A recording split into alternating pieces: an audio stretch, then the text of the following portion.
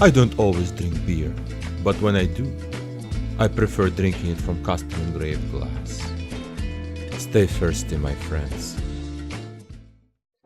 As I was testing PiBurn with various glasses, I found small issue with one very large beer glass.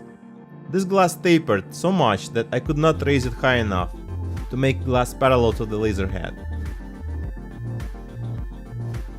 It's not always possible to keep objects absolutely parallel to the laser, but you should try to do it as much as possible if you want your engraving to be sharp and clear. As you can see here, glass needs to be much higher than possible with current rotary design. Fortunately, it's easy to fix.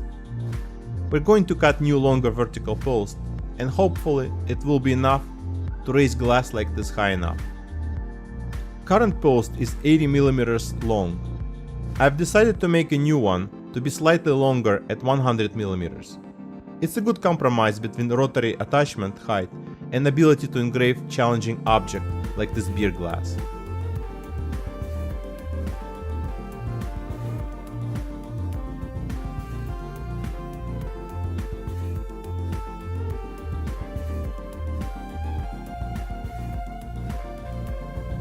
Now I just needed to tap M5 threads on one end.